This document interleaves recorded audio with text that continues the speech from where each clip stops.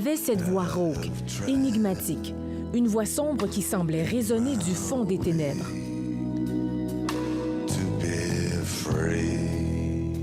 Né en 1934 dans une famille juive de Westmount, Leonard Cohen est initié à la poésie à un jeune âge. Il remporte un premier concours littéraire en 1954 alors qu'il est étudiant à l'Université McGill. Le Montréalais publiera une dizaine de recueils de poésie et 2 romans au cours de sa vie. I will starve till prophets find me. I will bleed till angels bind me. Créateur bohème, il s'établit sur l'île d'Hydra en Grèce en 1960 pour y écrire. C'est là qu'il fait la connaissance de Marianne, celle qui inspirera sa chanson « So Long, Marianne ».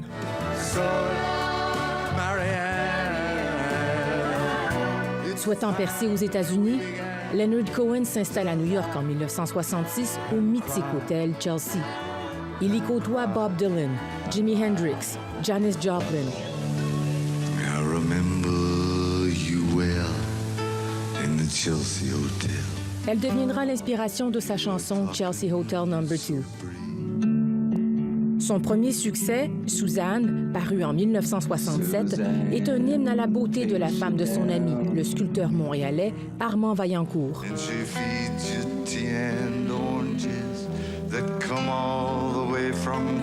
Le mariage, poésie et musique lui réussit. Leonard Cohen est adulé en Europe et en Asie. Seuls les États-Unis le boudent. Au cœur de son œuvre, l'amour destructeur, les questionnements existentiels et religieux. Ses origines sont indissociables de ses textes. Il reflète son passé d'anglophone parmi les francophones de Montréal, de juifs parmi les chrétiens. C'est ma ville, je considère Montréal comme chez moi. Dance me to your beauty with a burning violin. Il devient au fil des ans une figure mythique, un maître reconnu par ses pairs qui ont repris ses chansons, comme Rufus Wainwright, Lana Del Rey et Bono.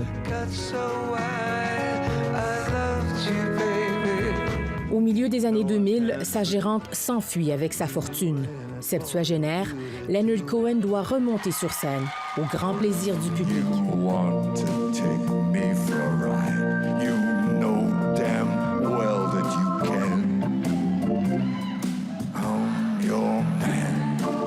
Grand parmi les grands, il est le premier chanteur québécois intronisé au prestigieux temple de la renommée du rock'n'roll. Leonard Cohen, c'était l'artiste-poète de son époque. Un chanteur qui a su réinventer le langage de la musique. Ici Valérie Michaëla Bain, Radio-Canada, Montréal.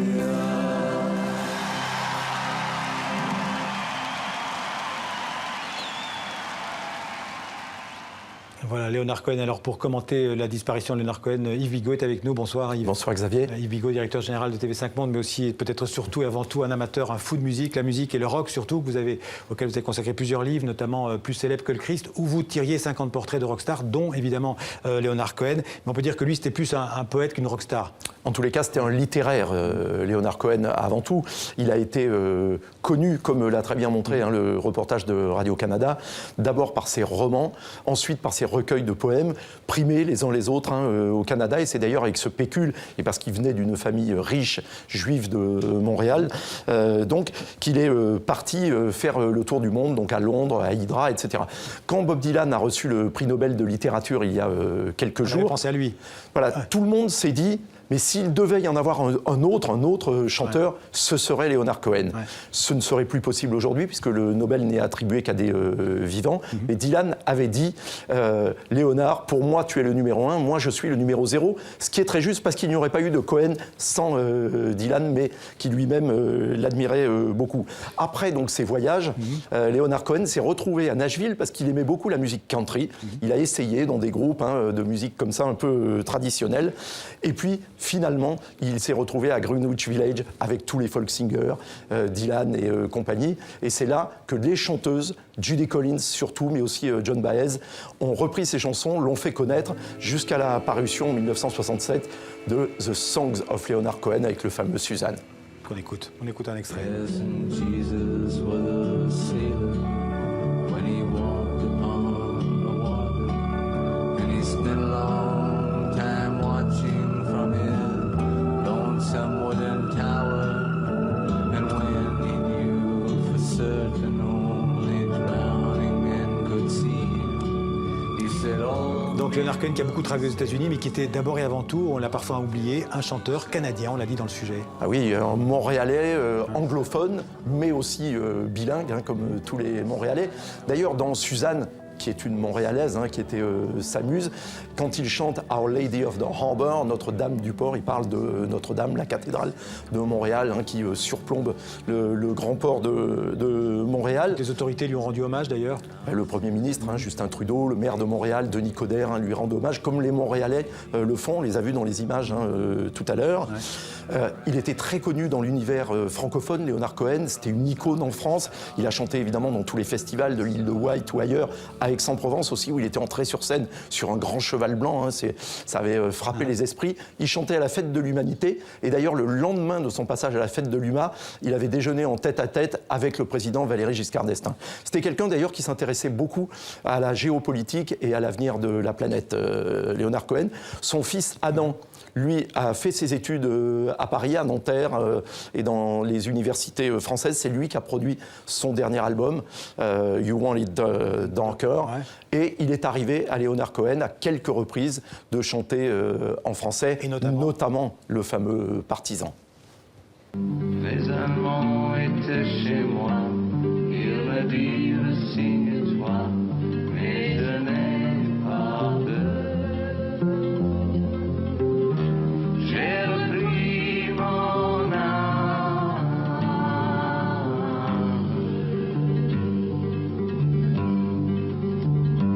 J'ai changé sans fond. Alors là, on a entendu le chanteur français, mais c'est aussi quelqu'un qui était, dans les dernières années de sa vie, très, très spirituel, très mystique, hein, très, très empreint de spiritualité. Il s'est converti au bouddhisme, je crois, à un moment donné. Oui, il a vécu même pendant une bonne dizaine d'années au-dessus de Los Angeles, sur le mont Baldy, où il était devenu un moine bouddhiste. Il avait fait vœu de silence, il servait son maître hein, en se levant à 3 heures du matin et en observant tous les rituels bouddhistes.